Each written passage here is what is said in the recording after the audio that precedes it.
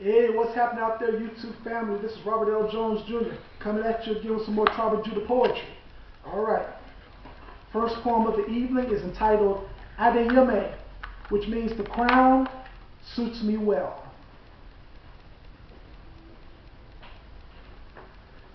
Widely glaring eyes of traumatic disdain and those wickedly gawking viewpoints of fatalistic judgment get all wildly aroused and awakened so precariously in their circadian imbalance of bitterly stirring vigilance. And early on in the dawning dispensation of a brightly virginal sunrise, would they be resurrected afresh from their deeply lethargic repose of slumbering decadence? And with the wretched immediacy of some maddening watchfulness, with their secretly scoping optics of temperamental angst, be on that pessimistic habit of looking hatefully upon this regally bad and phenomenally dynamite specimen of pride reckoning class and swagger acquainted soulfulness. But none of their malignant perceptions of whammy, curse, and spite could ever do a doggone thing against this richly blessed and greatly favored African on the Western.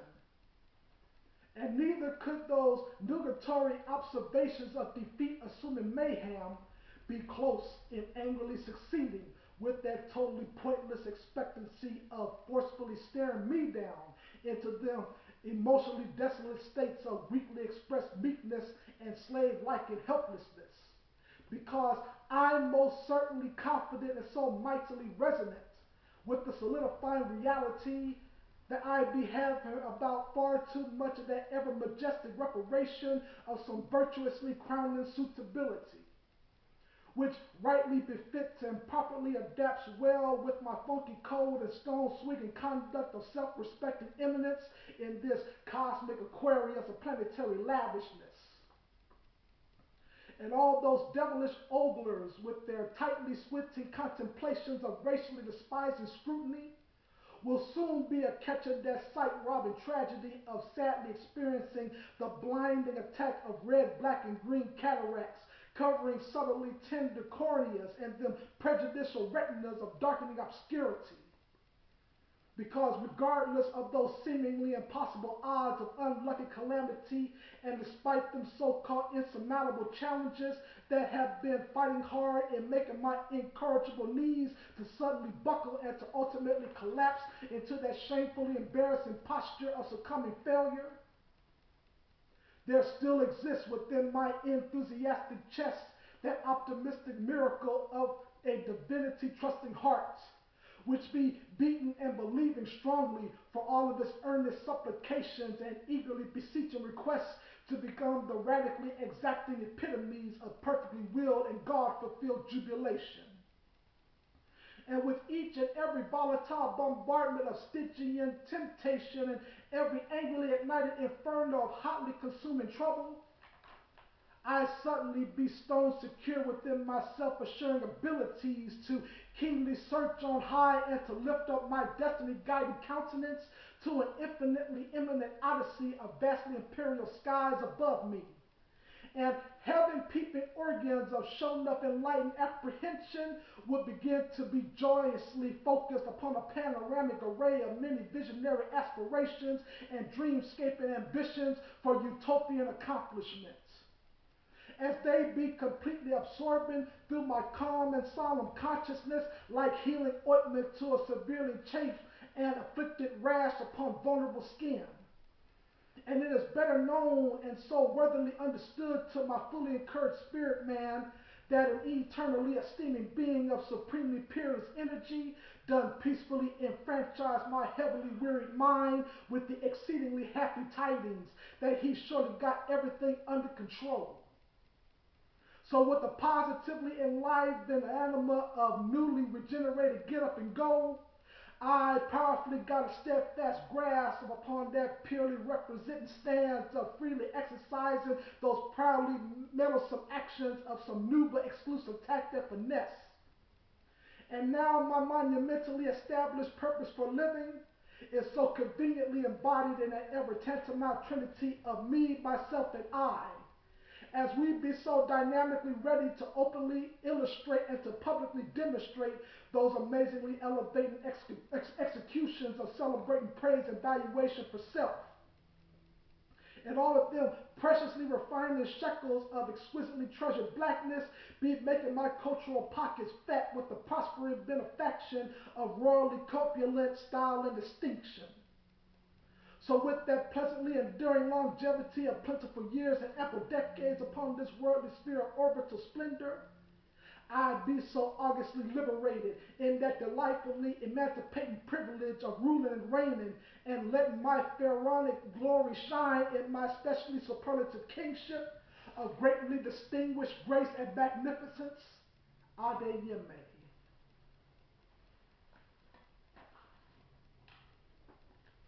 The second poem of the evening is entitled Veteran of Tribulation, Victor of Destiny. Pour on out some of that sincerely real and empathetic understanding, like a sacrificial offering of sweet libation, for a hotly charismatic sergeant of heavily armed out courage and resistance, who be patiently bearing the confrontational impasse of another battlefield and toward the force of deeply intense and bomb-exploding combat upon that violently crass and bombastic valley of bullet-grazing and utterly less than amazing madness.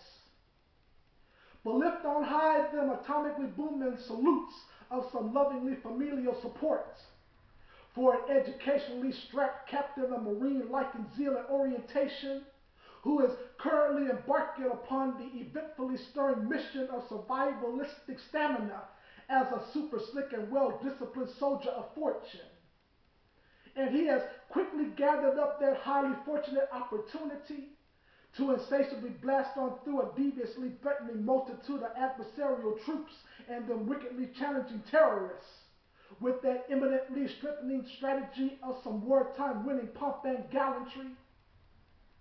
So despite the dangerously deadly tragedy of a hell-catcher Armageddon fest that be rising and striving to angrily perpetrate a body-killing catastrophe against this tribulation-acquainted veteran, there is still the lively and honorary arrival of a proudly decorated comrade who is presently moving and defiantly grooving within that loud and combustible attitude of some soulfully powerful girth and fortitude.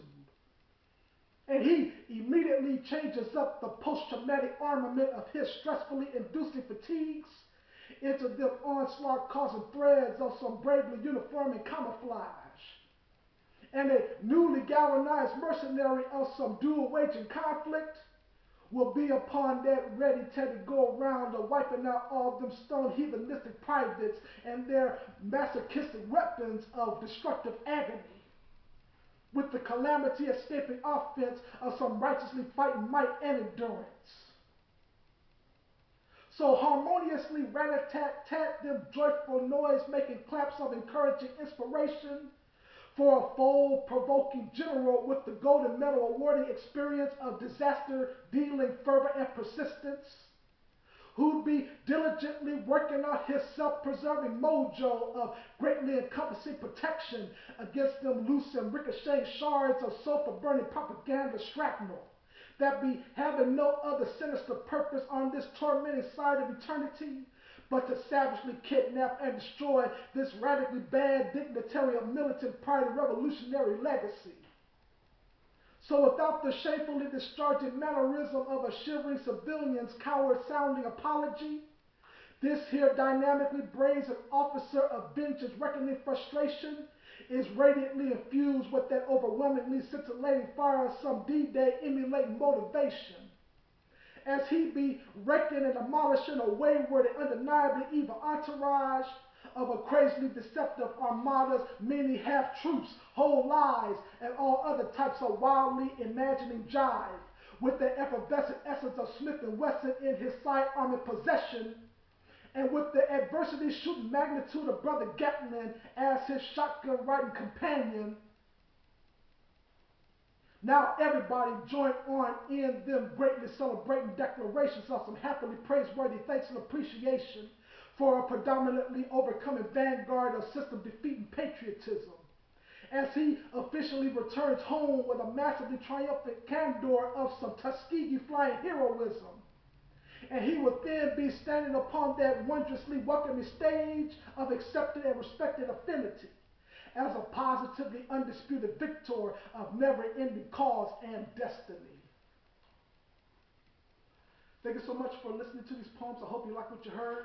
Please like, subscribe, comment, and share. Also donate to Tribal Judah Poetry. I'll be coming back at you with some more Tribal Judah Poetry next time. In the meantime, I bid you shalom.